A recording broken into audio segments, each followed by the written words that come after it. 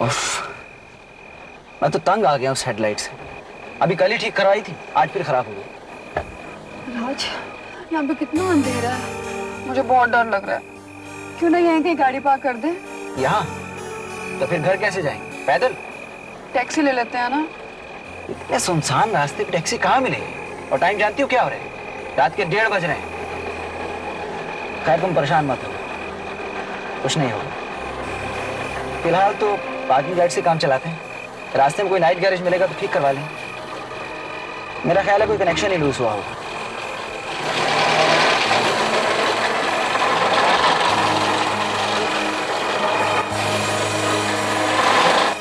कितना खराब रास्ता है।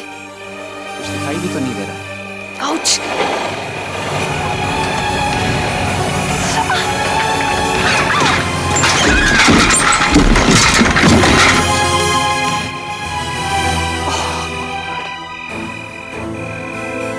लगता है कुछ गाड़ी के नीचे आ गया राज। मुझे भी देखिए। हाँ चलो, टॉर्च ले।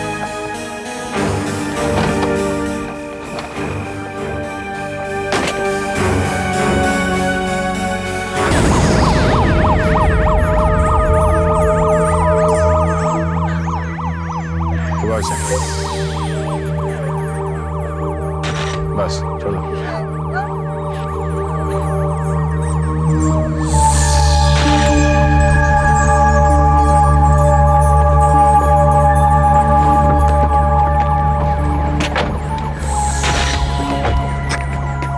क्या हुआ है सर? एक आदमी मर गया। तो बिना हेडलाइट्स की गाड़ी चला रहा था सर, और साइकिल वाले से टकरा गया। इनकी गाड़ी साइकिल के ऊपर से निकल गई सर, और ये सिर के बल गिर गया। इनका इसका सर फट गया और शायद ऑन द स्पॉट मर गया सर। शराब पी के तो नहीं चला रहा था? नहीं सर, शराब मैं बिल्कुल नहीं पीता सर। आई स्वेयर सर, मैं शराब नहीं पीता।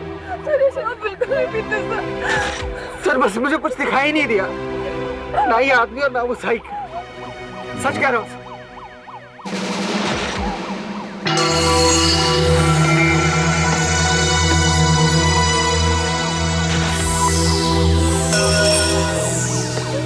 बिना हेडलाइट के गाड़ी चलाते हो? हाँ? दिमाग खराब हो गया तुम्हारा?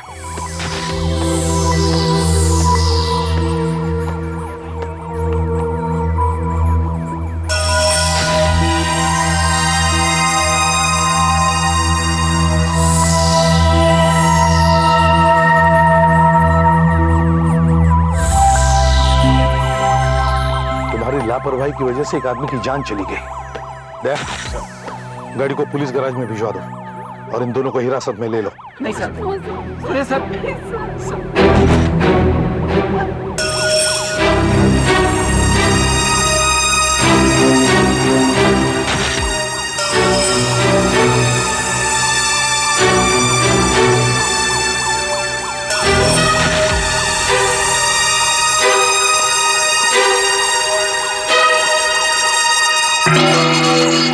Diwakar Patil, DTP operator, Mukund chemicals.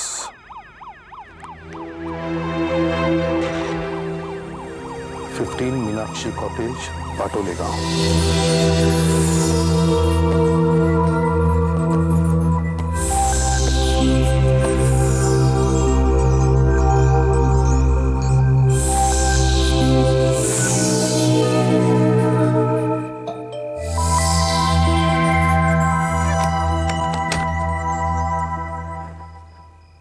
जी दिवाकर यहीं रहते हैं? जी हाँ, मैं उनकी पत्नी हूँ। मैंने तो सोचा कि वही है, इसीलिए। मगर आप कौन हैं? मैं एक सीआईडी ऑफिसर हूँ, पुलिस। पुलिस? क्या हुआ? कैसे बताऊं? एक बुरी खबर है।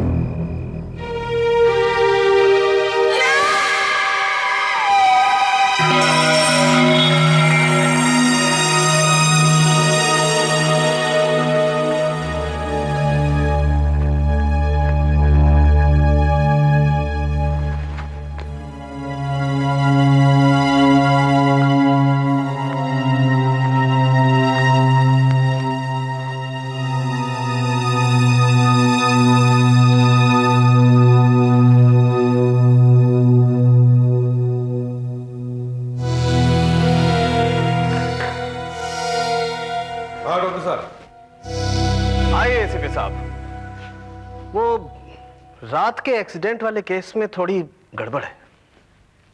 क्यों? वो एक्सीडेंट वाली गाड़ी हमारे पास है, ड्राइवर ने कबूल भी किया है, तो फिर प्रॉब्लम क्या है? प्रॉब्लम है एसीपी साहब, प्रॉब्लम है टाइम ऑफ डेथ, यानी कि साइकिल सवार की मौत कितने बजे हुई। आपकी रिपोर्ट के मुताबिक कार ड्राइवर ने कबूल किया है कि एक्सीडेंट उससे लगभग रात को 1 बजे हुआ था। हाँ, उसने घड़ी देखी थी, उस वक्त ठीक 1:30 बजे थे। और लाश यहाँ लगभग रात को 2:30 बजे लाई गई, और तभी पाठक ने इसका टेम्परेचर नोट किया। देखिए एसीपी साहब, हम सभी जानते हैं कि हमारे शरीर में गर्मी होती है और उसका नॉर्मल टेम्परेचर होता है 98.4। राइट। मौत के बाद धीरे धीरे ये गर्मी गायब हो जाती है, यानी कि लाश धीरे धीरे ठंडी पड़ना शुरू हो जाती है। हर घंटे में 1.5 डिग्री यानी कि 1.5 डिग्री फ़ारेनहाइट से टेम्परेचर कम होता जाता है। आप यूं समझिए एसीपी साहब कि ये एक फॉर्मूला है जिससे हम ये पता लगा लेते हैं कि मौत कितने बजे हुई। डॉक्टर साहब, आप हर रोज कोई ना कोई फॉर्मूला निकालते ही रहते हो यार। नहीं, होता तो हमारे फायदे के लिए ही। खैर बताइए। फॉर्मूला बहुत आसान है एसीपी साहब। शरीर के नॉर्मल टेम्परेचर में से लाश का टेम्परेचर घटाओ और उसे 1.5 से डिवाइड करो।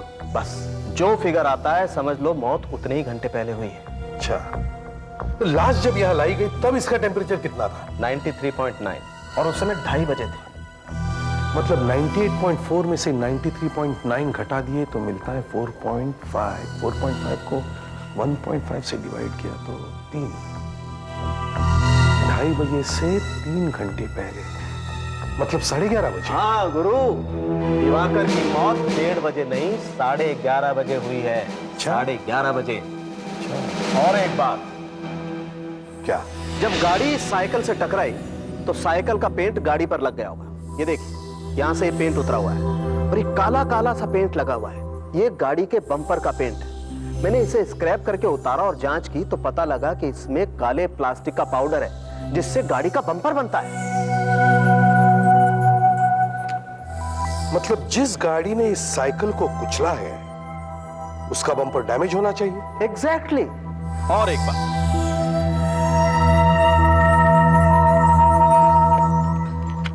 ये देखिए, ये वो कांच के टुकड़े हैं जो हमें एक्सीडेंट की जगह से मिले थे। अब ये साइकिल के तो हो नहीं सकते, तो जाहिर है गाड़ी के ही होंगे। जांच करने से पता चला कि ऐसा कांच गाड़ी की हेडलाइट में लगता है। यानी जो गाड़ी इस साइकिल से टकराई है उसकी कम से कम एक हेडलाइट तो टूटी हुई होगी। वही तो। ओह, अब मैं समझा कि आप इतने परेशान क्यों हैं। इस गाड़ी की दोनों हेडलाइट सलामत है और बम्पर प्लास्टिक के नहीं बल्कि पुराने जमाने के मेटल के हैं, लोहे के। बिल्कुल। और एक बात, अगर ये गाड़ी साइकिल से टकराई होती तो इसमें कहीं कोई खरोंच तो होती, लेकिन इसमें बिल्कुल खरोंच का निशान है। एक बात और, जो गाड़ी उस आदमी के पैर से गुजरी ये उस टायर के निशान है, मगर ये इस गाड़ी के टायर के निशान से बिल्कुल नहीं मिलते। एसीपी साहब, मौत इस गाड़ी से नहीं हुई है। इसका मतलब है इस साइकिल को किसी और गाड़ी ने टक्कर मारी है।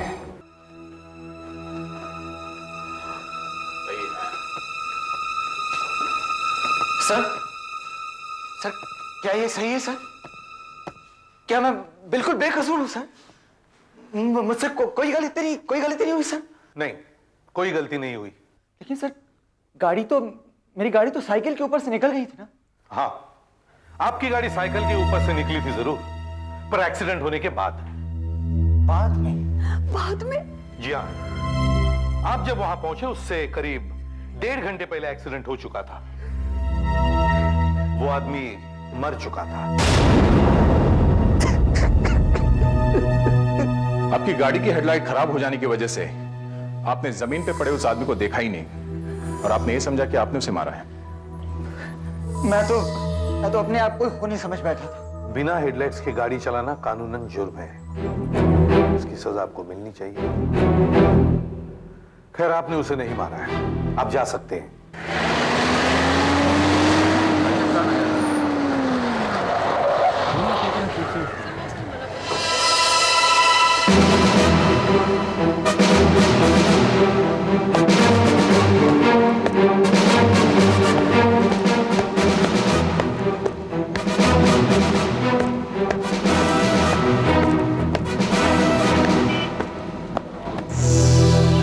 ये देखिए डॉक्टर साहब, बॉडी यहां पे गाड़ी के नीचे पड़ी थी।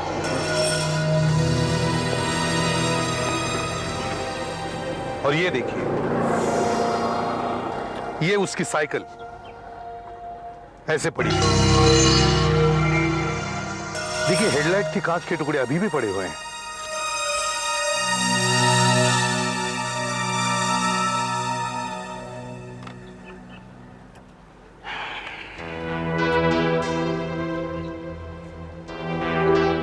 इस तरफ पाटोले गांव है,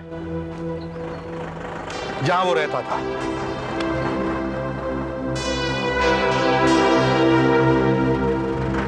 सुधाकर, यहां से उठाओ।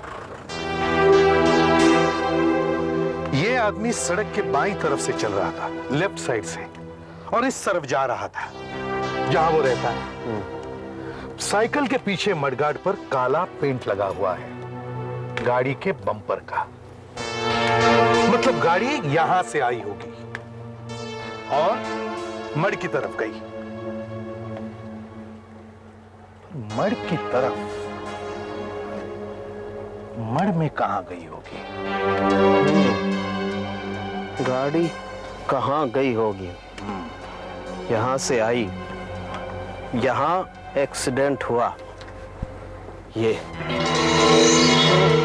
गाड़ी कहां गई? कुछ बैलेंस गड़बड़ाया होगा या गाड़ी सीधी गई।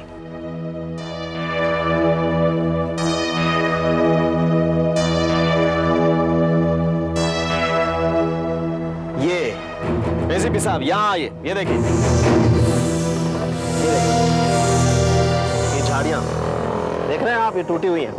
इसका मतलब उसका बैलेंस गड़बड़ाया, गाड़ी यहां से गई। ये देखिए, ये यहां भी ये पत्ते टूटे हुए हैं। इसका मतलब एक्सीडेंट होने के बाद उसका बैलेंस गड़बड़ाया होगा, वो झाड़ियों की तरफ आया होगा यहां पर, ये, और झाड़ियों को कुचलता हुआ आया होगा।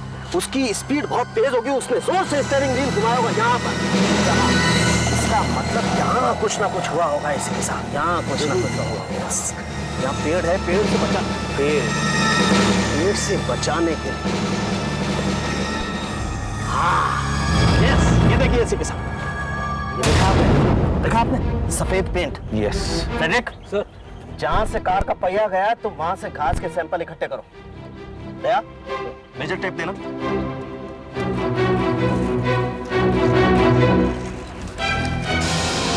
फिट 8 इंच,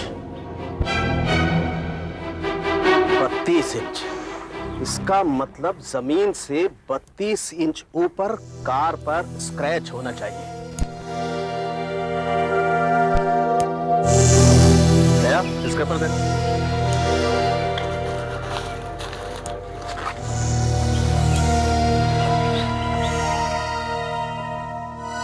सर, अब पता चल जाएगा गाड़ी कहां से आई और कहां गई। थोड़ी देर के लिए मान लो ये वो कार है जिससे एक्सीडेंट हुआ।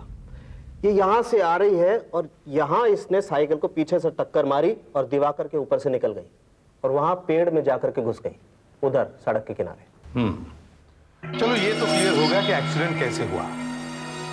अब गाड़ी के बारे में हम क्या जानते हैं? सबसे अहम बात यह है एसीपी साहब कि टक्कर मारने वाली गाड़ी एक कार है, एक कार। ये कोई ट्रक, टेम्पो या जीप नहीं। और ये बात हमें इस टायर के निशान से पता चलती है। ये देखिए, ये देख रहे हैं आप, ये एक कार के टायर के निशान। और सर, दूसरी बात ये, इस कार का काले रंग का प्लास्टिक का बम्पर है सर, जो शायद टूट गया है। और उस कार पर स्क्रैच लगे हुए हैं, जमीन से 32 इंच ऊपर। कार की हेडलाइट टूटी हुई है और कार का रंग तो हमें पेड़ से पता चल ही गया है, सफेद, व्हाइट। पोस्टमार्टम की रिपोर्ट से यह भी पता चल गया है कि दिवाकर की मौत सर पर चोट लगने से हुई करीब 11:30 बजे। यस। वो गिरते ही मर गया। इसका मतलब है एक्सीडेंट रात को 11:30 बजे हुआ। Yes sir. उस एरिया के सभी दुकानदारों से पूछताछ करो कि उन्होंने उस रात या उसके बाद ऐसी कार देखी है क्या, और रेडियो और केबल नेटवर्क्स पर भी अनाउंसमेंट करवाओ कि मड रोड या उसके आसपास शनिवार रात 11 और 12 बजे के बीच किसी ने भी ऐसी कार देखी हो तो वो हमें फौरन इन्फॉर्म करें।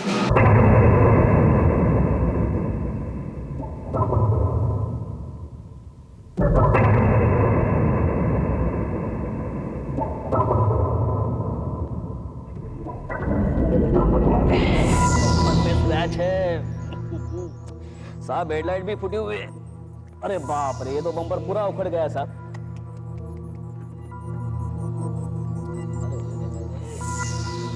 अरे बाप रे बाप रे बाप रे। अरे साहब, गाड़ी को तो काफी चोट लगी है। पता है, इसीलिए तो तेरे पास आया हूं। ये काम जल्द से जल्द हो जाना चाहिए। और सुन, ज्यादा सवाल नहीं पूछना, समझे? जी साहब। क्या है साहब, काम तो ज्यादा है लेकिन हो जाएगा। लेकिन पुलिस का मामला है, आप जानते हैं। पैसों की फिक्र मत कर, बस इस कार को ऐसा बना दे, ऐसा कर दे कि किसी को पता तक न चले कि इसका कभी एक्सीडेंट हुआ था। अरे साहब, आप फिक्र ही छोड़ दो। ऐसी चकाचक बना दूंगा ना, किसी को कुछ पता नहीं चलेगा, कुछ भी नहीं।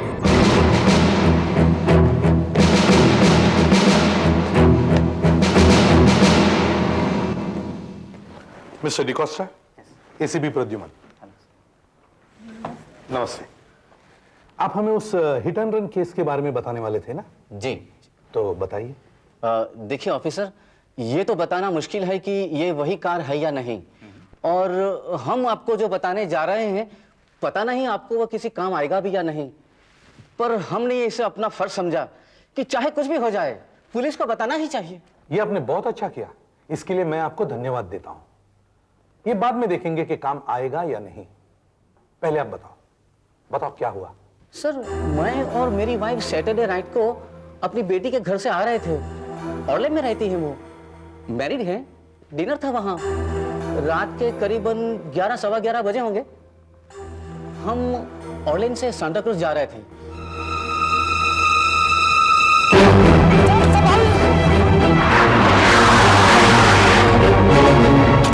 अरे, ये कोई तरीका है क्या गाड़ी चलाने का? लेफ्ट और राइट में फर्क दिखता है क्या नहीं? यू इडियट, दिखा भी नहीं दिया। जाने दो। तुम चुप रहो। गाड़ी चलाने की तमीज नहीं है। अभी एक्सीडेंट होता था। बाहर निकलो जरा गाड़ी से। ए बुड्ढे, बैलगाड़ी चला, बैलगाड़ी। कहाँ से चला दे लेक्चर देने के लिए? उसके गाड़ी चलाने के ढंग से ही लग रहा था कि वो जरूर एक्सीडेंट करने वाला। और आपने कहा कि रात के 11 सवा 11 बजे थे, और ये सब वही हुआ ऑर्लिम रोड पे? जी हाँ, मगर 11:20 या 11:25 होगा, इससे ज्यादा तो नहीं होगा। दया, सिटी मैप लेकर आना। अब हम मैप पर देखेंगे कि वो लोग आपको कहां मिले और एक्सीडेंट कहां हुआ। हाँ दया, जाओ।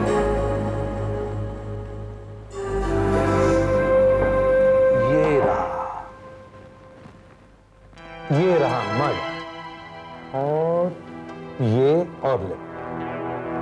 वो लोग आपको यहां मिले 11:15 बजे, और एक्सीडेंट हुआ यहां पर मड रोड पर 11:30 बजे, 8-10 किलोमीटर दूर। हाँ, हो सकता है सर। इतने टाइम में तो आसानी से वो गाड़ी वहां तक पहुंच गई होगी। वो गाड़ी सफेद रंग की थी जी। और उसके बम्पर काले रंग के थे जी। आपने उसके नंबर प्लेट पर ध्यान दिया था? अब इतना सब कुछ हो रहा था कि नंबर प्लेट कौन देखे। अच्छा, और कितने लोग थे गाड़ी में? एक ही लड़का था, और होगा करीबन 20 के आसपास का होगा। काफी जोर का म्यूजिक भी बज रहा था। 20 के आसपास खाली बियर का कैन फेंकना गाड़ी इतनी रैश चलाना, वो भी पिए हुए। आपने अभी बताया कि गाड़ी में रिवर्सिंग म्यूजिक था। मतलब गाड़ी जब पीछे आ रही थी तब एक तरह का म्यूजिक बज रहा था। हाँ, बड़ा अजीब सा था, मैं उसे भूलूंगा नहीं कभी। ये शायद हमारे काम आ सकता है।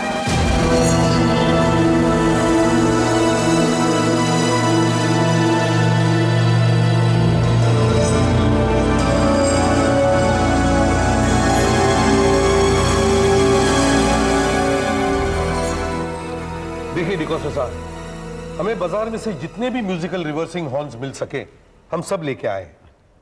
हम आपको बजाकर दिखाएंगे। आप देखिए उस गाड़ी में कौन सा हॉर्न लगा हुआ था। देखता हूँ साहब, ट्राई करता हूँ। गुड, सुधाकर बजाओ। नहीं नहीं नहीं नहीं साहब, ये नहीं है साहब। सुधाकर बंद कर, दूसरा लगाओ।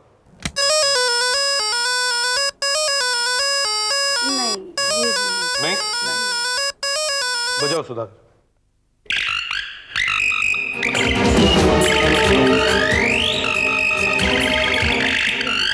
बिल्कुल यही था, श्योर? 100% श्योर। सर, अब हमें पता चल चुका है कि उस कार में एक रिवर्सिंग हॉर्न लगा हुआ है और उसकी धुन कौन सी है। अब तो हमें पता लगाने में आसानी होगी सर कि वो कार कौन सी है। खबर ऐसा हॉर्न तो हर छोटी बड़ी दुकानों में मिलता है और फिर बेचने वाला कस्टमर्स के नाम पता थोड़ी लिख कर रखता है। एक बात और है दया,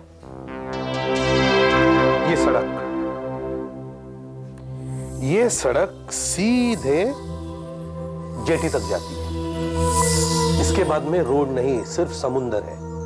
इसका मतलब है वो लोग या तो इसी इलाके में रहते हैं या फिर यहीं की किसी जगह पर गए होंगे। मगर ऐसे सुनसान इलाके में वो लोग कहां गए होंगे, वो भी रात को 11:30 बजे।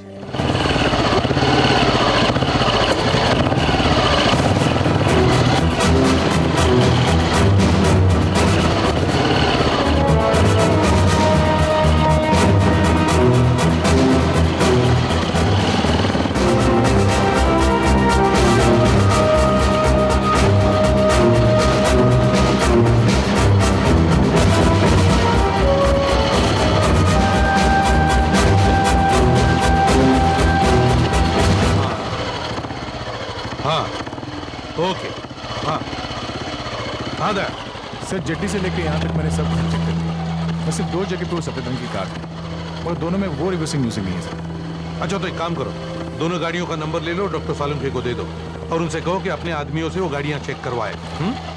और बाकी के बंगले?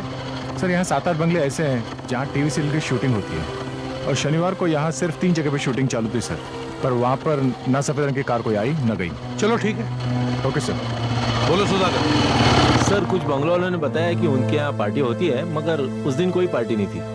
हाँ फ्रेडरिक्स। सर, मैंने मशहूर से पूछताछ की है। उन्होंने बताया सर कि पिछले शनिवार को बीच पर देर रात तक पार्टी चल रही थी। अच्छा जी सर। तो चलो।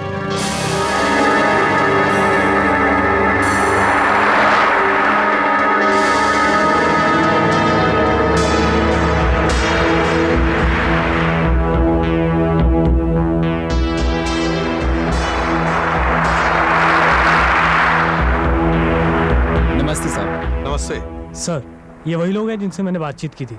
अच्छा बताओ। हम पास के गांव में रहते साहब, शनिवार को यहाँ पार्टी हुआ था। अच्छा, कब शुरू हुई और कितनी देर तक थी? यही कोई रात के 8-9 बजे तक सब इधर आ गए थे साहब, और बहुत लोग तो जेटी से आए थे। पार्टी रात भर चलता रहा साहब। कैसे लोग आए थे पार्टी में? सब छोकरा लोग थे साहब, यही कोई 20-22 साल के। खूब पार्टी चला साहब, नाच गाना हुआ, गाना बजाना हुआ, और ये सुबह तक चलता ही रहा साहब। जब वो लोग थक गए तो चले गए यहाँ से। कितने लोग आए थे पार्टी में? बहुत लोग थे साहब, यही कोई। और क्या क्या हुआ साहब? वैसे जैसे बड़े लोग की पार्टी होता है। ऑल नाइट बीच पार्टी। सर एक मिनट। हाँ दया।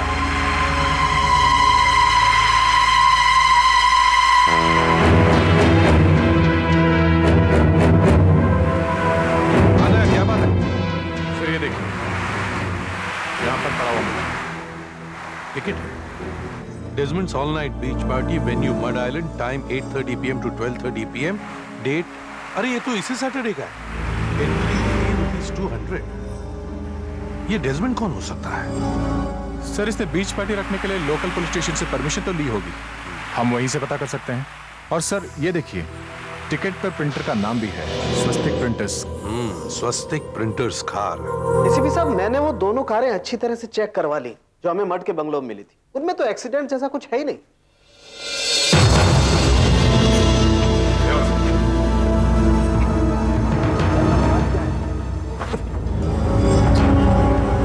Hey man, what is this? ये क्या हो रहा है? मुझे यहाँ क्यों लाया गया है? क्या किया मैंने? Relax relax, just routine inquiry Desmond. तुम डेजमंड हो ना? अब या? ये टिकट तुमने छपवाया है? अच्छा, आप वो बीच पार्टी की बात कर रहे हैं साहब, लेकिन मैंने परमिशन लिया था साहब। देखो, हमें किसी की तलाश है जो तुम्हारे बीच पार्टी में सैटरडे को आया था।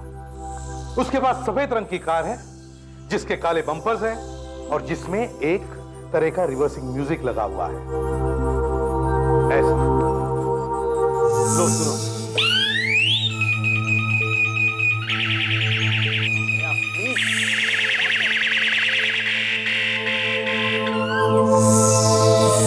अब साहब, कौन कैसी गाड़ी चलाता है मैं कैसे बता सकता हूँ साहब आपको? देखो, हमारे लिए ये पता करना बहुत जरूरी है कि तुम्हारी पार्टी में कौन कौन आता है, समझे? आप बात को समझने की कोशिश कीजिए साहब।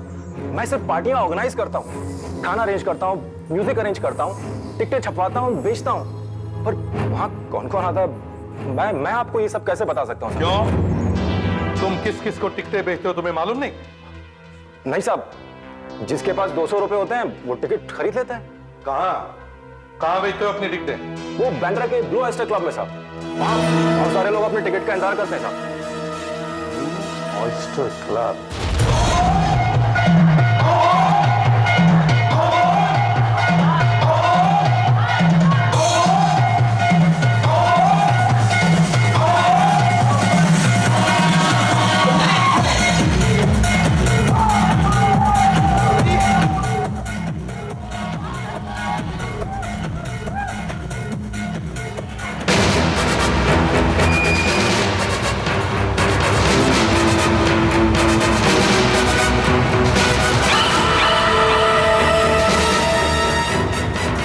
पार्किंग तुम्हें देखते हो? जी हाँ। हम सीआईडी ऑफिसर्स हैं, तुमसे कुछ जरूरी पूछताछ करनी है। बोलिए साहब। ये क्लब कितने बजे खुलता है? क्लब तो दिन में भी खुला रहता है, लेकिन दिन में जरा लोग कम आते हैं। शाम को बहुत रश होता है और 10 बजे के बाद तो साहब एकदम पैक। देखो, हम एक सफेद रंग की कार ढूंढ रहे हैं जिसका बम्पर काले रंग का है, और जब वो कार रिवर्स होती है तो ये म्यूजिक बजता है।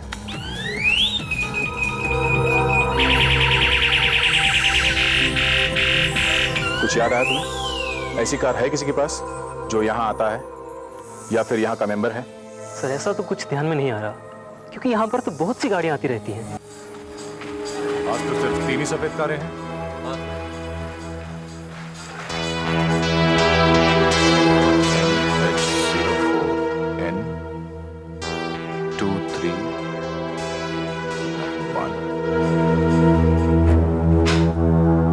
सर आपसे मिलने दिवाकर की वाईफाई है, आइए।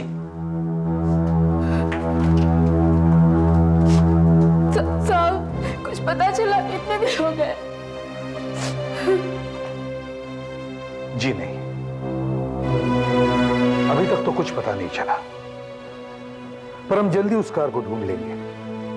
मेरे आदमी दिन रात उसी काम में लगे हुए हैं। क्लब बंद होने का टाइम हो गया सर, और काफी कम कारें बची है अब तो। अब इस समय और कौन आएगा सर? 4 दिन में सिर्फ 8 कारें ही हमारे मतलब की है, उनमें से पता नहीं हमारे काम का कोई निकलता भी है या नहीं।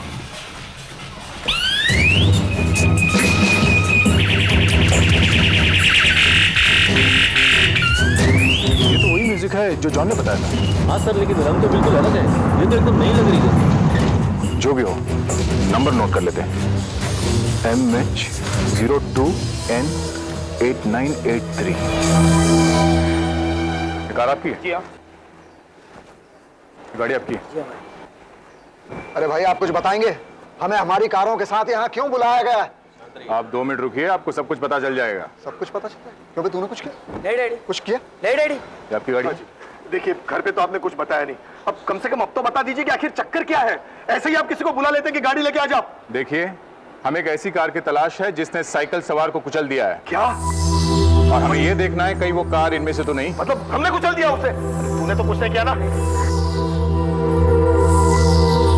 अब तक तो उसने बम्पर और रेडलाइट्स दोनों भी बदलवा लिए होंगे। तो क्या हुआ, जमीन से 32 इंच ऊपर गाड़ी के नीचे खरोंच का निशान होगा, और फिर टायर के प्रिंट का निशान है ना, इसे मैच करेंगे किस गाड़ी का? और फिर मैं टायर में से मिट्टी निकाल कर देखूंगा उसमें साइकिल का पेंट या खून है क्या। ठीक है सर, इस कार पर कोई रिपेयर नहीं हुआ है सर, और इसके टायर भी बिल्कुल मैच नहीं करते। देखा, हमें आईसी बुला लिया ना खामखा के। और ये कार भी वही है, बिल्कुल मैच नहीं करता। पहले ही बता दिया होता ना। इस गाड़ी के टायर हमारी ड्राइंग से मैच करते। मैच करते? तूने कुछ किया? कुछ किया तूने? कुछ किया? लेकिन सर, इस पर कोई रिपेयर के निशान नहीं है। अरे रिपेयर के निशान नहीं? कमाल करते हैं आप लोग, मेरे बेटे को बेकार में पिटवा दिया। सॉरी बेटे, सॉरी।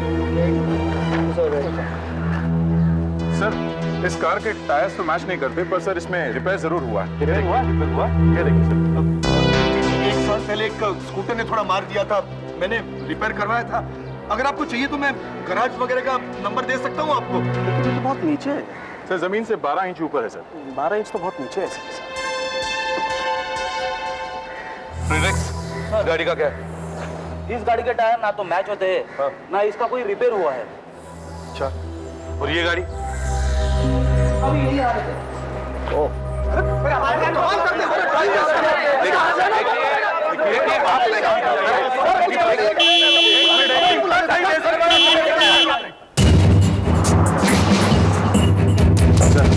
यही वो गाड़ी है जिसके बारे में मैं आपसे बात कर रहा था। अच्छा, मैं यही सोच रहा था कि गाड़ी अभी तक आई क्यों नहीं।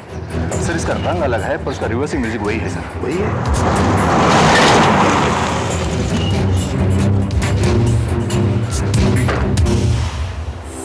हमें फोन आया था और गाड़ी साथ में लाने को कहा गया। कहिए क्या बात है? एक्सीडेंट की छानबीन चल रही है। एक्सीडेंट? जी हाँ। तो देखिए इंस्पेक्टर, ये कार से कोई एक्सीडेंट हुआ नहीं है, आपको जरूर कोई गलतफहमी हुई है। ये मेरे फादर है mister Vipin Chaudhary, Avalon Textiles के मालिक। देखिए, आपके फादर क्या है इससे हमें कोई मतलब नहीं, हमें सिर्फ आपकी गाड़ी से मतलब है।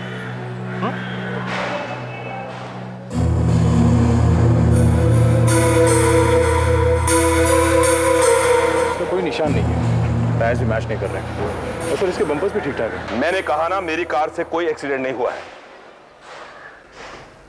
क्या मैं गाड़ी के पेपर्स देख सकता हूँ? पेपर्स? या आपने जल्दी में बुलाया इसलिए भूल गया। अच्छा, कोई बात नहीं। गाड़ी कब की है? 1996। 96? अच्छा, बहुत अच्छा। कहीं अपनी गाड़ी को पेंट तो नहीं करवाया पिछले हफ्ते?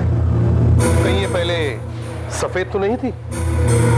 कहीं आपने इसके बम्पर्स और टायर्स चेंज तो नहीं करे? व्हाट नॉनसेंस इंस्पेक्टर, हमारी गाड़ी हमेशा से इसी रंग की थी, हमने इसे कभी पेंट नहीं करवाई। ऑफिसर, आप खामखा हमारा वक्त बर्बाद कर रहे हैं। मेरी गाड़ी हमेशा टिप टॉप रहती है, बस। यही तो मैं कह रहा हूं कि 3 साल पुरानी गाड़ी और इतनी टिप टॉप कैसे? एक भी स्क्रैच नहीं? चली है कितनी?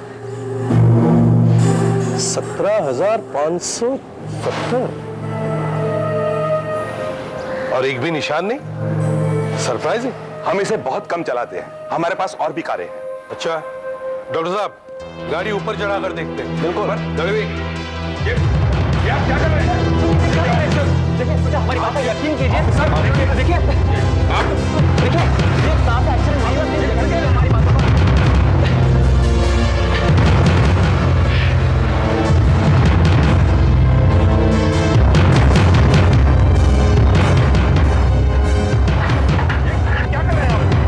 यकीन कीजिए, मेरी समझ में कुछ नहीं आ रहा। हमारी कार का एक्सीडेंट नहीं हुआ इंस्पेक्टर। आप समझने की कोशिश कीजिए। चलो।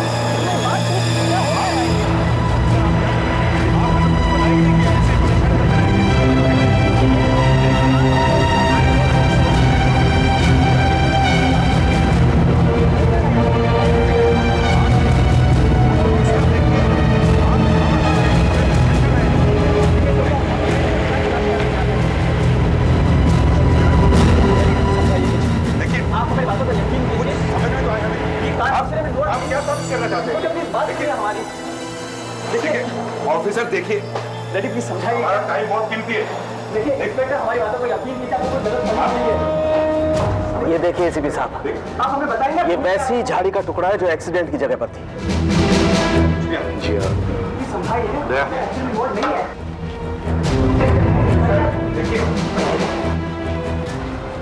ये देखिए, ये उस साइकिल के स्पोक के निशान है। सब निशान यहाँ भी है। हाँ, ये देखिए। Yes, yes. यहाँ ये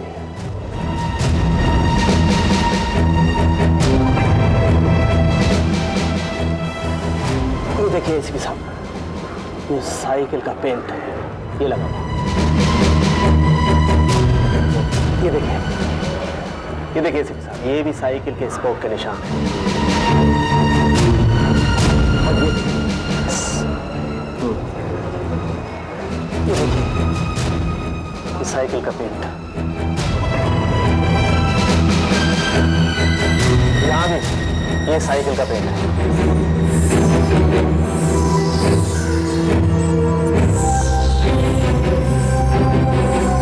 देखा आपने, गाड़ी के नीचे साइकिल का काला पेंट लगा हुआ है और स्पोक्स के निशान। प्लीज सर, देखिए सर, राइट हो दिस सर,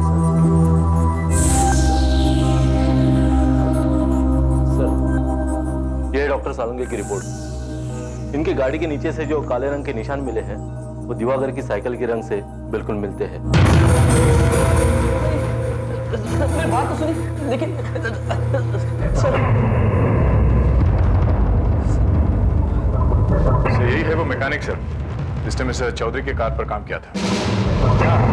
जी हाँ साहब, मैंने किया था। मैंने चौधरी साहब की गाड़ी पेंट की थी साहब, और गाड़ी के हेडलाइट्स और बम्पर चेंज किया था और टायर भी। लेकिन ये सब चौधरी साहब के कहने पे किया साहब, मैं बेकसूर हूँ साहब। ये जानते हुए भी कि इस कार का एक्सीडेंट हुआ है और पुलिस को इसकी तलाश है, तुमने इस कार को पूरी तरह से बदल दिया और फिर भी कहते हो तुम बेकसूर हो। दया, ले जाओ इसे। साहब माफ कर।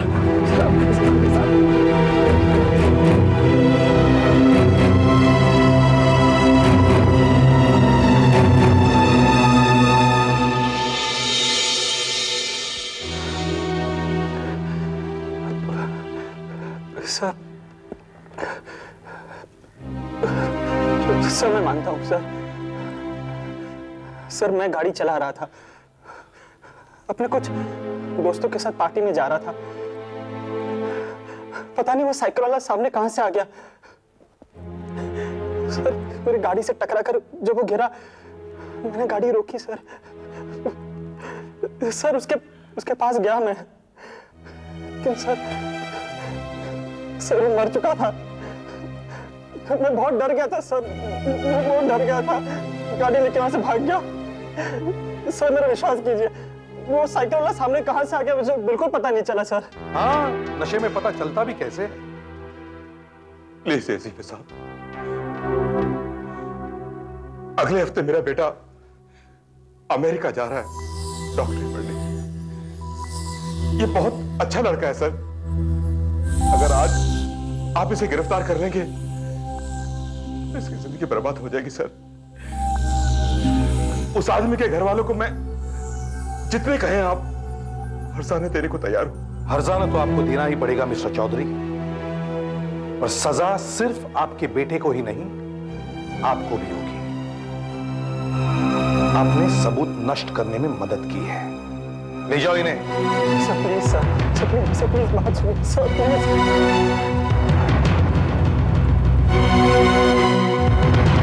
चौधरी साहब, अपने बेटे के भविष्य पर रोइए मत। पता नहीं ये कैसा डॉक्टर बनता है।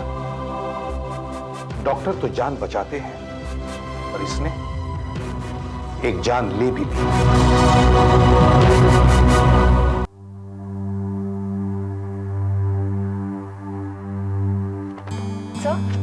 सर मैंने सारी नई किताबों पर हमारे लाइब्रेरी कार्ड्स लगा दिए हैं, तो मैं चलूं?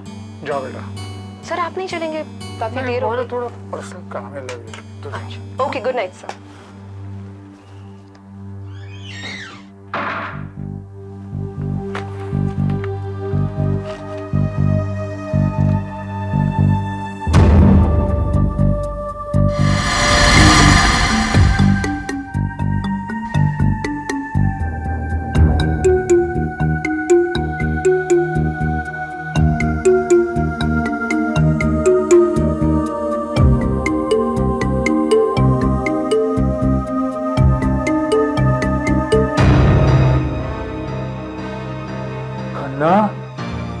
लाख रुपए तैयार रखो, पुराने नोटों में, कोई चालाकी नहीं, नहीं तो जय मारा जाएगा। नमस्ते, मैं एसीपी प्रद्युमन। प्लीज बैठिए ना। आप इतनी रात गए मुझे मिलने आए हैं, कुछ खास काम है क्या? जी हाँ, बहुत जरूरी काम है। देखिए, मेरे हाथ एक ऐसी चीज लगी है जिसमें आप ही मुझे मदद कर सकते हैं। कहिए, बात क्या है? मैं माटुंगा में एक छोटी सी लाइब्रेरी चलाता हूँ, यशोधरा लाइब्रेरी के नाम से। अच्छा, तो कुछ हो गया है आपकी लाइब्रेरी में? कल दोपहर मैं लाइब्रेरी में बैठा था और मेरे कस्टमर आए। मुझे लगा ये क्या था? मैं कब से रेनबो मैगजीन ढूंढ रहा था फरवरी इशू की। आप जाकर मिली है तो देखा कि इसके बीच के कुछ पन्ने फटे हुए हैं। आप खुद देख लीजिए।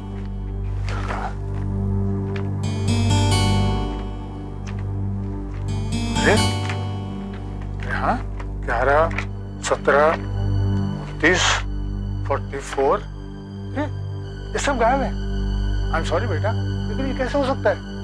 मेरे कस्टमर्स ऐसा करते नहीं है। डोंट वरी, मैं दूसरी कॉपी रखता हूँ, मैं इसको देता हूँ।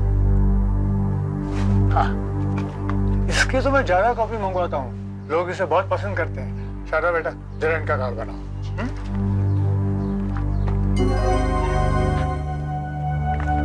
कौन कर सकता है ऐसी बदतमीजी? उस फटी हुई मैगजीन को देखकर मुझे गुस्सा आया। मैंने उन फटे हुए पन्नों को फिर से देखा। अचानक मेरी निगाह कुछ निशानों पर गई जो गोल गोल से थे, जैसे किसी ने ऊपर वाले पेज पर कुछ निशान लगाए हो और वो नीचे आ गए हो। मैंने देखा वैसे निशान मैगजीन के कुछ और पन्नों पर भी थे। मैंने उसी मैगजीन की दूसरी कॉपी ली। उस मैगजीन के ऊपर उस फटी हुई मैगजीन के पन्ने को रखकर देखा।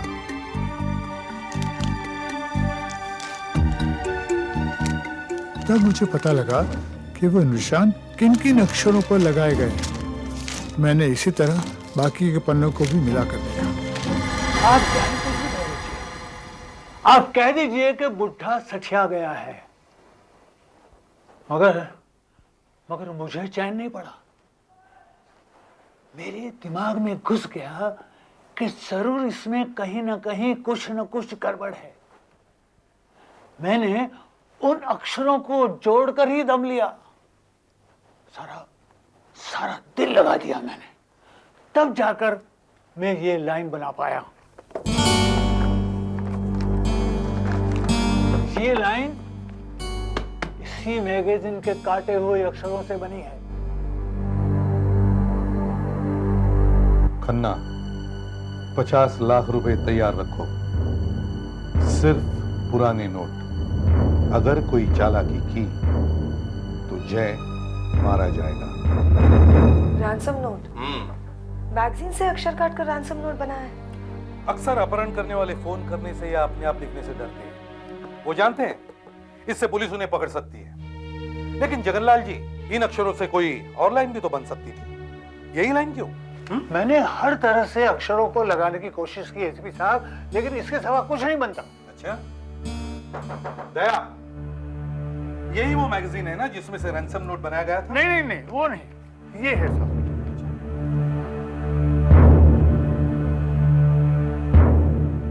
रेनबो, फरवरी 1999। मैगजीन इसी महीने की है।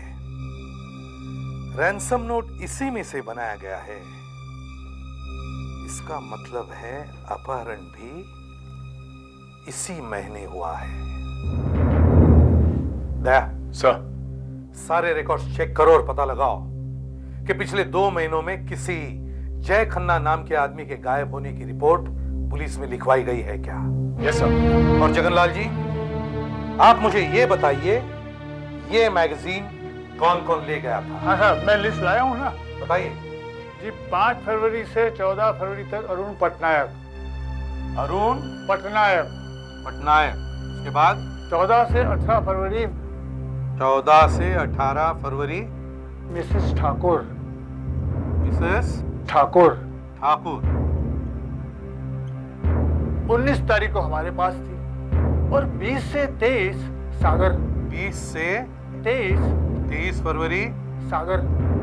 सागर।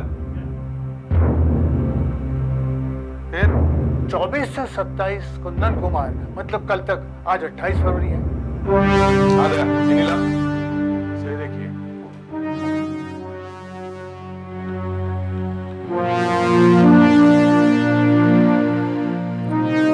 जय खन्ना के लापता होने की कोई रिपोर्ट पूरे देश के रिकॉर्ड्स में नहीं है सर। हो सकता है उसके घर वालों ने डर के मारे रिपोर्ट ही लिखवाई ना हो। दया सर, डायरेक्टरी खोलो, के में देखो, के खन्ना, खन्ना में देखो। सर हाँ। सर एक बात, हम पुलिस वाले हैं और हमें ये अक्षर मिले होते तो शायद हमें भी 2-3 दिन लग ही जाते ये लाइन बनाने में, जो इसने 1 दिन में बना ली। लेकिन ऐसा तो नहीं सर कि ये सारी कहानी इसी की है?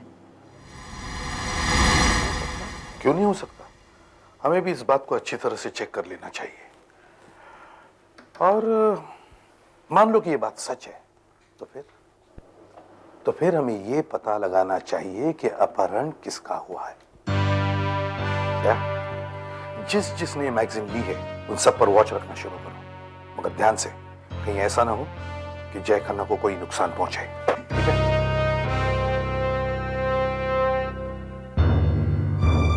जगनलाल जी, आज महीने का आखिरी दिन है। वो लोग मेंबरशिप के पैसे भरने के लिए कब आते हैं? इसी साहब कल फर्स्ट है, ज्यादातर मेंबर पहली तारीख को पैसे देने के लिए आते हैं। तुम कल सारा दिन लाइब्रेरी में रहो और जो लोग आते हैं उन सब पर निगाह रहो। Yes sir. आ गया। सर इस डायरेक्टरी में तो 300 खन्ना है। अच्छा ठीक है, डायरेक्टरी में जितना भी खन्ना है उन सब के घर पर फोन करो और जय खन्ना के बारे में पूछताछ करो। मगर याद रखो, तुम जय खन्ना के बचपन के दोस्त हो। ओके? Yes sir. आशा, ये कुंदन साहब है। और कुंदन साहब, ये आशा है। मैंने कहा था ना, मेरी एक भतीजी बेंगलोर में नौकरी करती है, उसकी सहेली है। ये कुछ दिन यहाँ नौकरी करना चाहती है। मैंने कहा भाई ठीक है, मैं बुढ़ा होने चला हूँ, अब ये मदद मिल जाएगी मुझे। अंकल आप बिल्कुल परेशान ना हो, मैं सब संभाल लूंगी। कुंदन जी, मैं आपसे कुछ पूछ सकती हूँ? ये देखिए, ये मैगजीन आप हमसे ले गए थे 24 तारीख से 27 तारीख तक। इसके कुछ पन्ने गायब हैं, फटे हुए हैं। फटे हुए? आपका मतलब है कि मैंने फाड़े? मुझे क्या मिलेगा मैगजीन फाड़ कर? हाँ नहीं, मैंने ये तो नहीं कहा ना कि आपने फाड़े हैं। हो सकता है आपके घर में किसी ने, आपका कोई फैमिली मेंबर, कोई मेहमान या कोई नौकर। देखिए आशा जी, मैं अकेला रहता हूँ और मेरे घर पे कोई नौकर भी नहीं है, और ये पन्ने मैंने नहीं फाड़े। 1 मिनट। हाँ, मुझे याद आया, ये मैगजीन जब मेरे पास आई थी, इसके पन्ने पहले से ही फटे हुए थे। लेकिन आपने पहले नहीं बताया। अब आपने बात की तो मुझे याद आया, मगर इसके पन्ने फटे हुए ही थे। कोई बात नहीं, आपसे पहले जो मैगजीन ले गए थे हम उनसे पूछेंगे। ये पेजेस मैंने नहीं फाड़े, और फिर किसी से ऐसा पूछना नहीं, समझे? Sorry sir, sorry. अब बचे हैं पटनायक, मिसेस ठाकुर और सागर। मैडम, पटनायक सर ने मुझे भेजा है। ये मेंबरशिप की फीस दी उन्होंने। ओह नो, वो खुद नहीं आ सके? नहीं। चलो मैं। Thank you. Okay okay, sorry. आ गया इन्हीं लक। सर हम कम से कम 150 फोन कॉल कर चुके हैं और 2 जय खन्ना मिले भी। फिर एक 55 साल का है जो अमेरिका में रहता है, उसका नाम है जयेश खन्ना, और दूसरा अजय खन्ना जो 2 साल पहले कार के एक्सीडेंट में मारा गया था। और कोई जय खन्ना नहीं मिला। नहीं नहीं दया, कोशिश करते रहो, कोशिश करते रहो। Keep on trying Fredericks. क्या बात है? देख रहा हूँ सर। देखो नहीं, I want result, result. 51224849। Hello, जय खन्ना है? अभी तक मिसेस ठाकुर सागर नहीं आए, हो सकता है शायद आज आए नहीं। हमें उनका कल तक इंतजार करना होगा। जगनलाल जी, हमारा हर पल कीमती है। वो अगर आज नहीं आए तो हमें उनके घर जाना पड़ेगा। आइए मिसेस ठाकुर, आइए। मुझे जरा आने में देर होगी। ये लीजिए आपकी फीस। मिसेस ठाकुर, अरे लगता है आप यहाँ नहीं आई हैं। हाँ, मेरी भतीजी की दोस्त है, कुछ दिन यहाँ ही काम करेगी। अच्छा। मिसेस ठाकुर, आपसे कुछ पूछना था। ये मैगजीन आप हमसे 14 तारीख से 18 तारीख तक ले गई थी। आपने जब ये लौटाई तो इसके पन्ने कुछ गायब हो गए। ये कैसे हो सकता है? मैंने तो कोई पन्ने नहीं फाड़े। हो सकता है आपके घर में किसी ने फाड़े हो। नहीं नहीं, मेरे घर में कोई ऐसा नहीं है जो ये काम करेगा। मेरे साथ तो मेरी एक पेइंग गेस्ट रहती है, नीता। और उसे तो मैगजीन बनने का कोई शौक है ही नहीं। वो तो बस अपने बॉयफ्रेंड और अपनी नौकरी में ही बिजी रहती है। कोई बच्चा या कोई नौकर? नहीं नहीं, मेरे घर में कोई बच्चे नहीं है। हाँ, एक नौकर है किशोर, लेकिन उसे ये मैगजीन फाड़ के क्या मिलेगा? ऐसा भी तो हो सकता है कि कोई ये मैगजीन मुझसे पहले या मेरे बाद ले गया हो और उसी ने पेजेस फाड़े हो।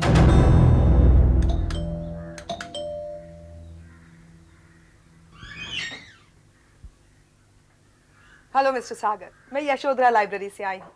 ये मैगजीन आप हमारी लाइब्रेरी से ले गए थे। जब आपने लौटाई तो इसके कुछ पन्ने फटे हुए थे। मैं भी आपको दिखाती हूँ। मुझे इसके बारे में कुछ नहीं पता मैडम, मैंने तो नहीं फाड़े ना। क्या बस यही पूछना था आपको? नहीं, और वो फीस के बारे में पूछना था। आपने मार्च महीने की फीस नहीं दी है। मुझे नहीं देनी है फीस और नहीं चाहिए आपकी मेंबरशिप। लेकिन क्यों मिस्टर सागर? मैं जा रहा हूँ यहाँ से, मकान बदल रहा हूँ। ओह, आप कहाँ शिफ्ट कर रहे हैं? आप अगर कहीं यहीं आसपास जा रहे हैं तो आप हमारे लाइब्रेरी के मेंबर रह ही सकते हैं ना। आपसे क्या कह रहा हूँ मैं, मेंबरशिप नहीं चाहिए आपकी मुझे। मुझे इतनी पूछताछ क्यों हो रही है? नहीं जाइए आप यहाँ से, जाइए, बहुत काम पड़ा है।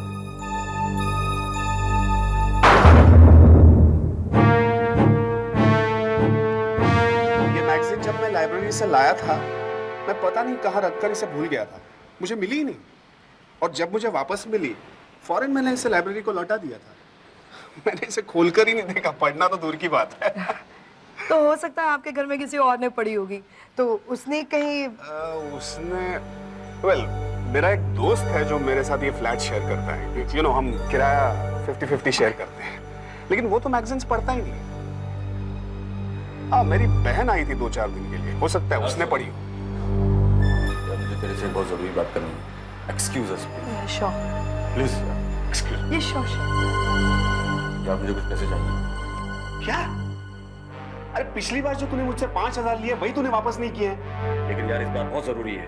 मैं वादा करता हूँ 2-4 दिन के अंदर तेरे सारे पैसे वापस कर दूंगा। कैसे वापस करेगा? तो तेरे पास तो नौकरी भी नहीं है। कुछ ही दिन की बात है यार, उसके बाद कोई प्रॉब्लम नहीं, फिर चांदी ही चांदी है। मैं तेरे सारे पैसे वापस कर दूंगा। प्लीज तू इसमें मेरी मदद कर दे यार। अच्छा रुक, मैं तुझे एक चेक कट कर देता हूँ। रुक, यहीं रुक। आप फाइन वाइन की चिंता बिल्कुल मत कीजिए, बस कल आकर मेंबरशिप रिन्यू करवा जाइए बस। ओके ओके ओके, नमस्ते।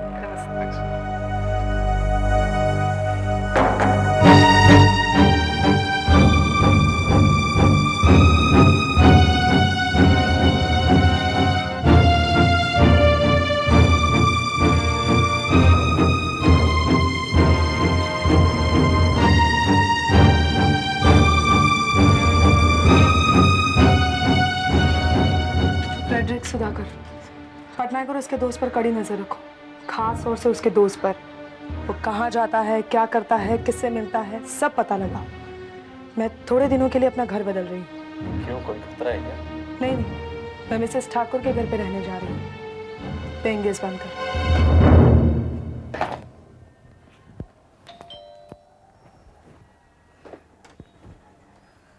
नमस्ते। नमस्ते, आओ आशा, आओ अंदर आओ। ला मैंने। ना कोई बात नहीं, मैं उठा लूंगी। आपका बहुत बहुत शुक्रिया जो आपने अपने घर में मुझे पेइंग गेस्ट रखा। दरअसल मैं जगन्नाथ अंकल पर बोझ नहीं बनना चाहती, इसलिए मैंने सोचा कि कमरा लेकर अलग ही रहूं।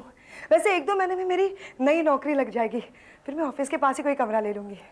कोई बात नहीं आशा, तुम जब तक चाहो यहाँ रह सकते हो। वो मेरी पेइंग गेस्ट है नीता, बस कुछ ही दिनों में उसकी शादी हो जाएगी, फिर वो फौरन चली जाएगी।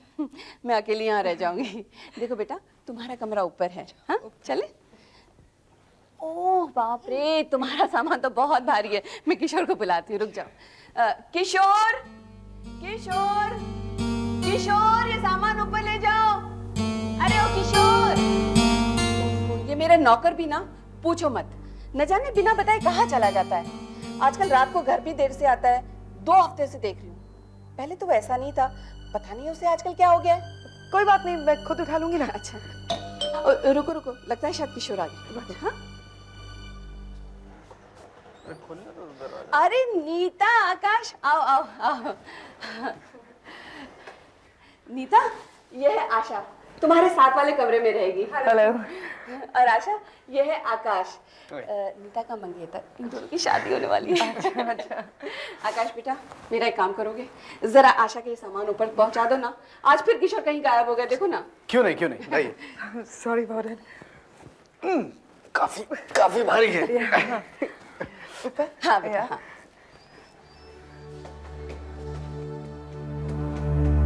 किशोर, कहाँ गया था तू? तुझे कितनी बार बोला है मुझे बिना बताए मत जाया कर, तेरी समझ में नहीं आता? मेम साहब, मेरी तबीयत ठीक नहीं थी ना, इसलिए मैं डॉक्टर के पास चला गया था। झूठ मत बोल, मुझे मालूम है तुझे कुछ नहीं हुआ है। रोज कोई ना कोई बहाना बनाता है। जा ऊपर जा, आशा मैम सर का रूम साफ कर। हेलो, मैं जय खन्ना से बात कर सकता हूँ? हाँ, यहाँ पर कोई बाहर गए हुए? अच्छा, मैं उसका स्कूल का फ्रेंड अजित बोल रहा हूँ। कब आएंगे? ऑफिस के काम से दिल्ली गए हुए? अच्छा, उससे कहो तुम भी दिल्ली जा रहे हो, उसे वहीं मिल लोगे। हाँ, वैसे मैं भी कल सुबह दिल्ली जा रहा था, वहीं मिल लूंगा उसे। दिल्ली का कांटेक्ट नंबर दे सकते हैं मुझे? आपको याद नहीं है? अच्छा। दिल्ली में वो जिस होटल में ठहरा हुआ है उसका नाम बता सकते हैं आप? वो भी याद नहीं? अच्छा, कोई बात नहीं, मैं आपको बाद में फोन करूंगा। Okay, thank you. ये वही आदमी है, वो झूठ बोल रहा है। डरा हुआ है बेचारा, इसलिए झूठ बोल रहा है। नाम क्या है? Sir, Rakesh Khanna, Malibu estate, Walkeshwar. Rakesh Khanna, Malibu estate. Rakesh Khanna, Malibu estate. अरे ये तो वो वही अपना टेक्सटाइल किंग राकेश खन्ना। हमें इससे मिलना चाहिए, मगर किडनैपर्स ने इसके घर पर नजर रखी होगी और हमें उसके बेटे की जान खतरे में डालनी नहीं चाहिए।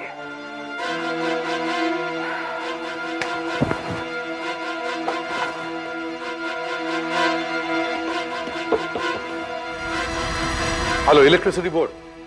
मुझे जरा मिस्टर जनार्दन से बात करवाओ, जल्दी।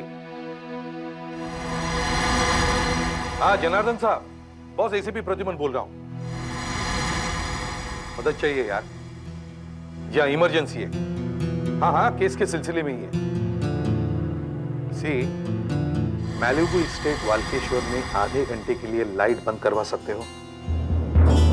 It's an emergency, please. Great, खोलो जल्दी।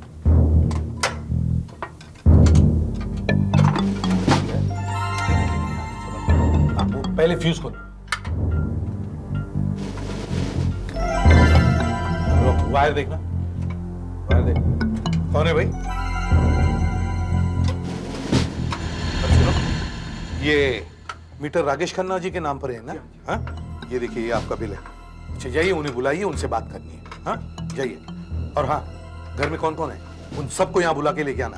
इस बिल पर उनकी दस्तखत लेनी है। ये मीटर का मामला है, जरा प्रॉब्लम है। जाइए। मीटर ठीक करने के लिए सबके साइन लोगे? हाँ भाई, जरूरी है, जाइए।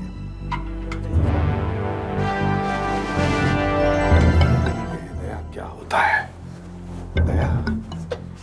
इस घर में बड़ी अजीब सी शांति फैली हुई है। यही कुछ हुआ है। खोलो दया, वो रेड वायर। आइए। हाँ, आपको सामने बुलाया।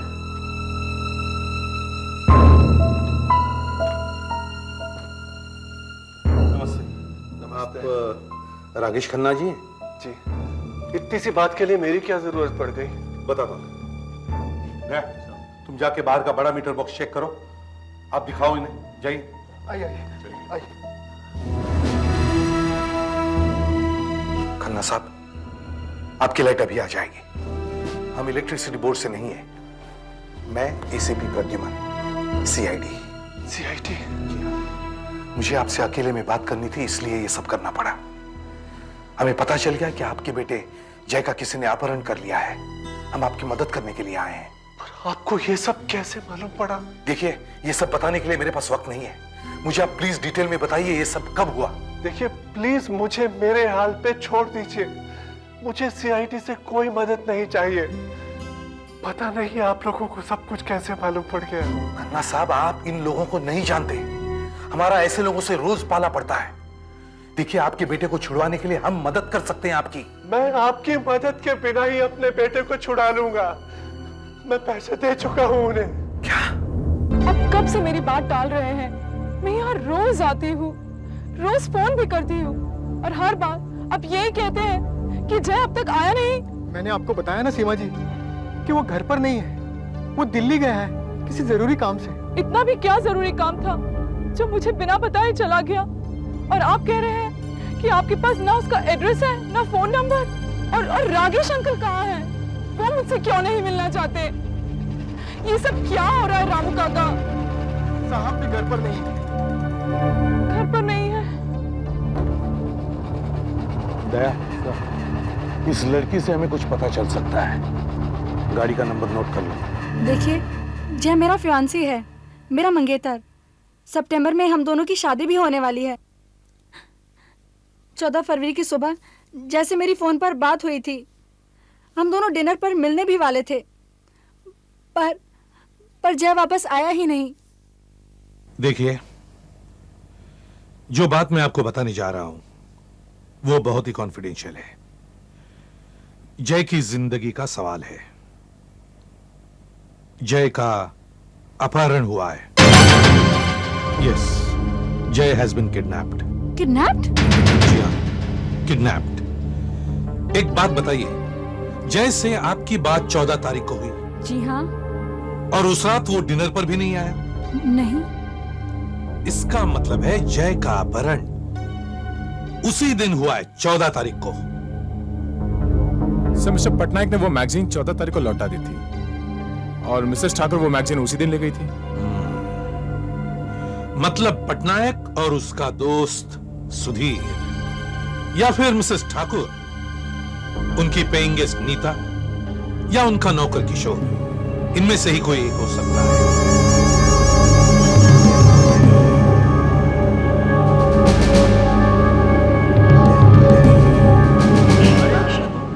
तुम यहाँ क्या कर रही हो? मैं डॉक्टर के पास। डॉक्टर एक बार हमारी शादी के इनविटेशन कार्ड्स थे। कार्ड्स? Very nice. देख लो भाई। नहीं, वो अपॉइंटमेंट डॉक्टर चला जाएगा ना, फिर अपॉइंटमेंट है। ओके, कल देख लूंगी। Okay, sure. चलो सी यू। हाँ हाँ, बाय बाय।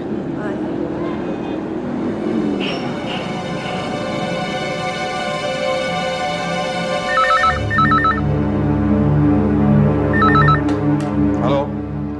हाँ आशा, बोलो। क्या तुम्हें चकमा देगा? तुम उसका पीछा भी नहीं कर पाई? Oh damn it. अच्छा सुनो, तुम घर में जाकर उसका इंतजार करना, वो शायद वापस आएगा। ओके? हाँ, फ्रेडरिक से कहो कि वो पटनायक के घर के बाहर छिपक कर रहे हैं। सुधीर कुछ भी कर सकता है।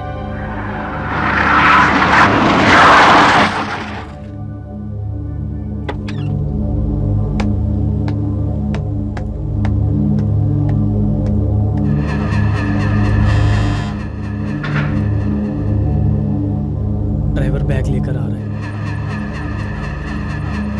और ये क्या, सुधीर पैसे दे रहा है? 2, 3, 4, 5 पूरे होते पैसे। ओके, मिलते हैं, बाय। किशोर कहाँ गया होगा?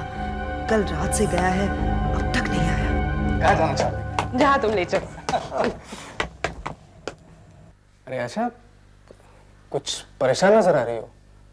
कोई प्रॉब्लम है क्या? नहीं, मैं किशोर कहीं दिख नहीं रहा, मुझे उससे कुछ काम करवाना था। वो तो हमेशा ही गायब रहता है, बड़ा अजीब आदमी है वो। छोड़ो उसे। कल रात तुमने हमारे शादी के कार्ड देखे ही नहीं, पर शादी पर तो आओगी ना? हाँ जरूर, लेकिन कब है शादी? बस इसी महीने के आखिर में आना जरूर। ओके? हाँ जरूर, लेकिन इतनी जल्दी? भाई, मेरी नौकरी लग गई है कनाडा में, बस वहां से कॉन्फर्मेशन मिलते ही मुझे वहां जाकर ज्वाइन करना पड़ेगा। इसलिए मैं सोच रहा था कि अगर हम दोनों की शादी इससे पहले हो जाती है तो हम दोनों कनाडा एक साथ जा पाएंगे, राइट? लेकिन नौकरी के लिए कनाडा जाने की क्या जरूरत है? यहाँ नौकरी की कमी है क्या? देखिए, मैं एक सिविल इंजीनियर हूँ और कनाडा में मेरी लाइन का काम बहुत है, पैसे भी अच्छे दे देते हैं। यहाँ जिस प्रोजेक्ट में मैं काम कर रहा था वो बंद हो गया। मैं देखती हूँ। किशोर अब आ रहा है। कहाँ गया था? कल रात से गायब है। मैं मेम साहब कहीं काम में फंस गया था, सॉरी। मैंने आपको क्या हुआ, ये चोट कैसे लगी? ये वो मेम साहब, मैं आ रहा था तो एक स्कूटर वाला मार के भाग गया। कुछ नहीं, ठीक हो जाएगा मेम साहब। आशा का फोन था। किशोर कल रात से गायब था और आज जब वो घर वापस आया तो उसके हाथ पर खरोंच के निशान थे और अचानक कहीं से उसके पास काफी पैसा भी आया है। सर सुधाकर ने भी फोन किया था कि सुधीर के पास भी काफी पैसा आ गया है। उसने पटनायक से उधार लिया हुआ सारा पैसा लौटा दिया है सर, और उसके पास नई कार है और अपने नए फ्लैट में शिफ्ट हो गया है। अच्छा, और खन्ना साहब ने अपहरण करने वालों को पूरे पैसे दे दिए। इसका मतलब है इन दोनों में से कोई एक हो सकता है। हेलो, हाँ डॉक्टर साहब बोलिए। हाँ लेकिन बात क्या है? अच्छा, आई सी, ठीक है, हम वहां पहुंचते हैं। डॉक्टर सालुंखे का फोन था। बांद्रा खाड़ी में से किसी आदमी की लाश मिली है, उम्र 20 साल के आसपास। नहीं नहीं, हे भगवान, ये क्या हो गया? उसने इसको मार दिया। खन्ना साहब, बीच में टोकने के लिए मैं माफी चाहता हूं। एक बेटे के मरने का दुख हम सभी लोग समझ सकते हैं, लेकिन एक बात मैं आपको कह सकता हूं, अपहरण करने वालों ने इसे नहीं मारा है। आपका बेटा दमे का मरीज था, अस्थमा था उसे। कन्ना साहब आइए, चलिए अब थोड़ा आराम कर लीजिए। चलिए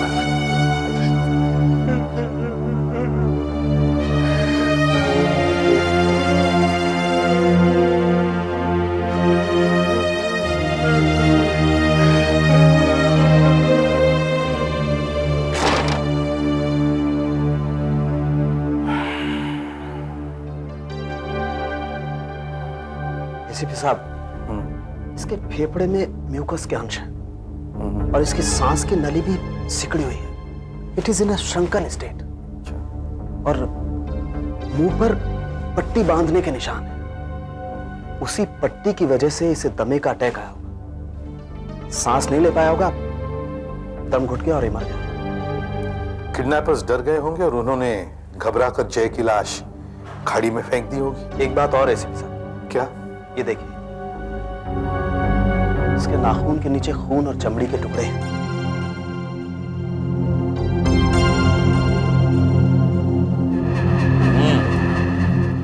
आशा ने बताया भी था कि किशोर के हाथ पर खरोंच के निशान हैं। कहीं ये वही तो नहीं?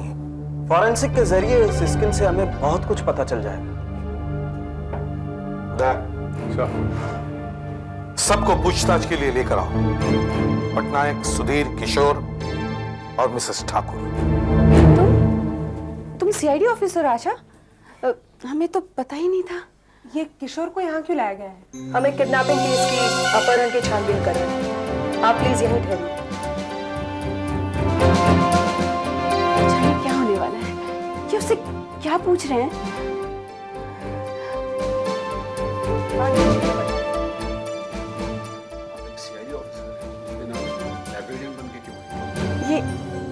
ये आदमी कौन है? और वो देखो, वो ऑफिसर किस तरह से पूछताछ कर रहा है। एक हफ्ता पहले तो तुम्हारे पास एक पैसा नहीं था।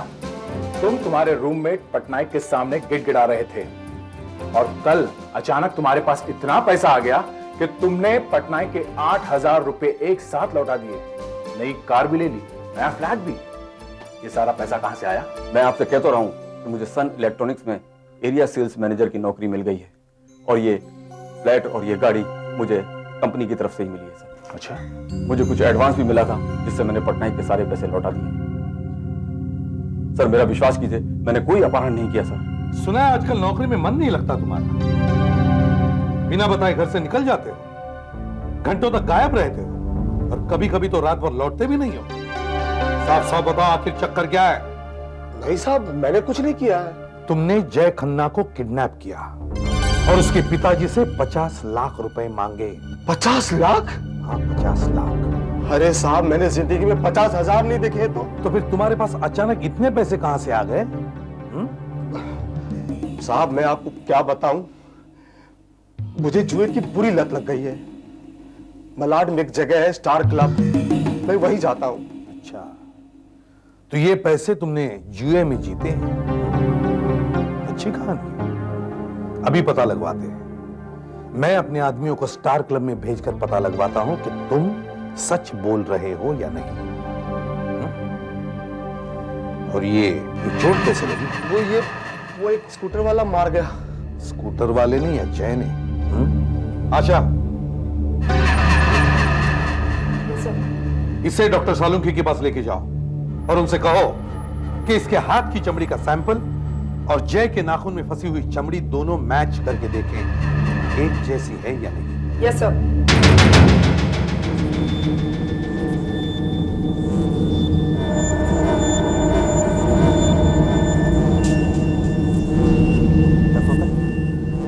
नहीं साहब। वाकई? हाँ नहीं।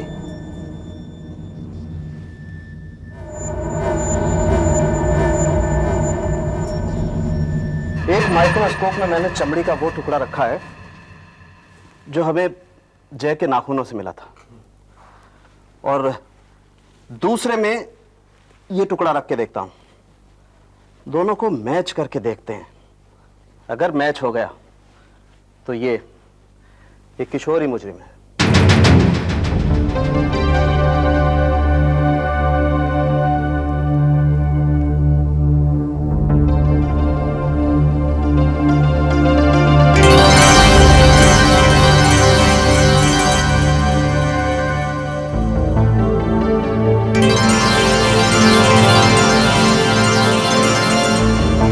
हाँ डॉक्टर साहब।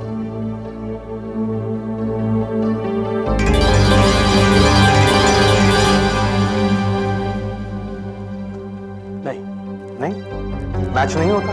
नहीं। एक बात और इसी के साथ, पोस्टमार्टम के बाद जय के लंग्स यानी फेफड़े को काट कर मैंने उसकी अच्छी तरह से जांच की, यह जानने के लिए कि आखिर उसे दमे का अटैक आया क्यों। तो क्या पता चला? आप खुद ही देख लीजिए।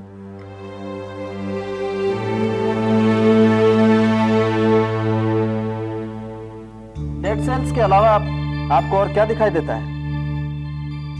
कुछ गोल और कुछ आड़े तिरछे कण नजर आ रहे हैं। काफी सारी चीजों से मिलाने के बाद मुझे ये पता लगा एसीपी साहब कि ये सीमेंट और ईंट के कण हैं। सीमेंट और ईंट? जी।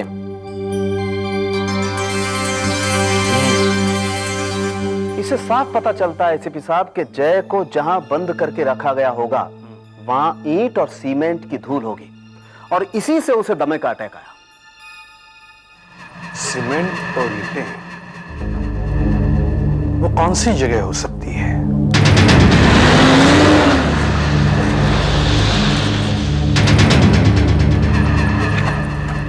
तुम लोग चारों तरफ फैल जाओ, एक एक कोना देखो, एक एक फ्लोर देखो, जरूर यहां कुछ मिलेगा। दया मेरे साथ आओ।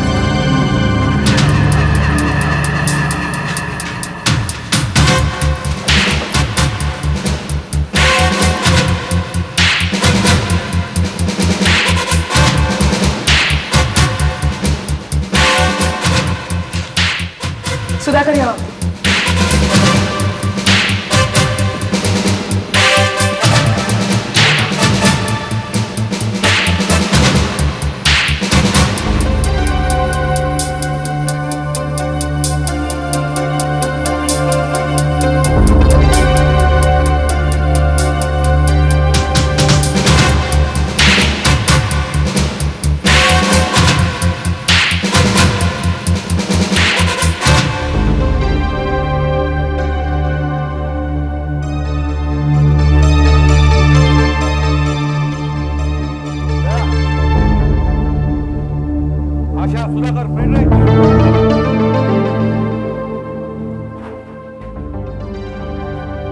ये देखो, यही वो जगह है जहां जय खन्ना को रखा गया होगा। मेरा शक सही निकला है।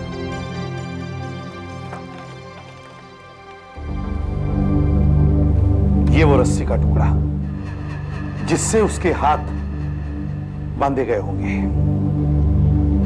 यहां वो बैठा होगा, ये उसके हाथ के निशान, वहां ऐसे सर रखकर वो लेटा होगा।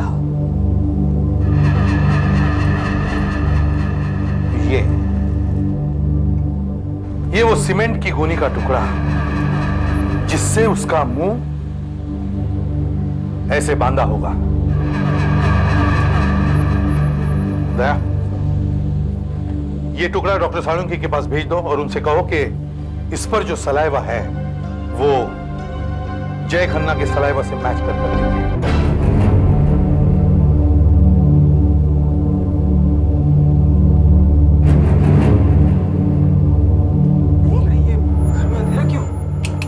यहाँ लाइट क्यों नहीं चल रही? लाइट नहीं चल रही है। वो वाली स्विच लाइट कहाँ पे? वहाँ पर। बिल्कुल अंधेरा है। ये भी काम नहीं कर रहा।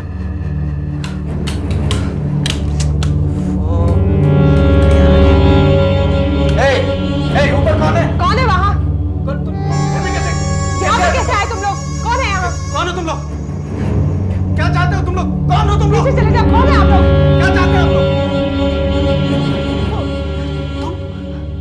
आप यहाँ आइए। आशा तुम, ये हो क्या रहा है? आप यहाँ आइए। जय खन्ना के अपहरण और उसकी मौत का जिम्मेदार होने पर मैं तुम्हें गिरफ्तार करता हूँ। देखिए, आप लोगों को जरूर कोई गलतफहमी हुई है। मैंने किसी का अपहरण नहीं किया। अरे मैं तो एक सिविल इंजीनियर हूँ और इसी बात से आप पकड़े गए। फोरेंसिक एक्सपर्ट की रिपोर्ट से हमें पता चला कि जय खन्ना को जहां रखा गया था वहां रेत, ईंटें, सीमेंट, बजरी ये सब होने चाहिए। ये सब कहाँ हो सकते हैं? एक बिल्डिंग में जो बन रही है, और उस बिल्डिंग का पता हमें मिसेस ठाकुर ने दिया जहां तुम पहले काम करते थे। तुम अच्छी तरह से जानते थे कि उस बिल्डिंग का काम अब बंद है, बस तुमने जय खन्ना को कैद करके वहीं रखा। नहीं, ये सच नहीं है। ये झूठ है, गलत है।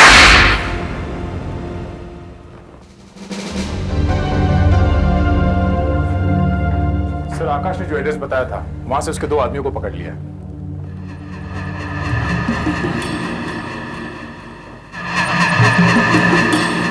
ये जय ने नोचा ना तुम्हें मरते वक्त? जी हाँ सर।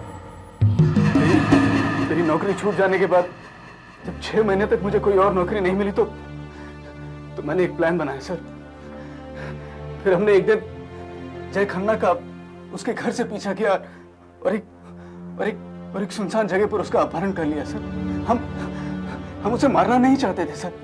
हमने तो ये सोचा था कि एक बार पैसा मिल जाएगा तो हम उसे छोड़ देंगे सर। पर वो मर गया। उसे दमे की बीमारी थी। सर मेरी कुछ समझ में नहीं आया कि क्या हुआ। उसका दम घुटने लगा सर। उसे दौरे से आने लगे और इसी दौरे में शायद उसने मित्तल को नोच दिया।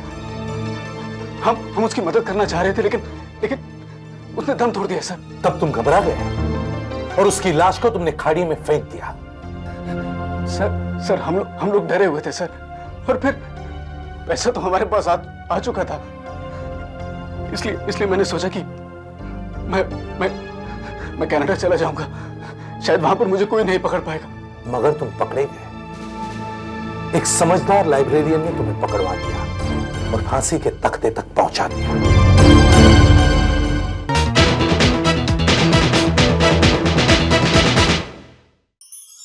ऐसे और भी मजेदार वीडियो के लिए हमारे चैनल को लाइक, शेयर और सब्सक्राइब करें।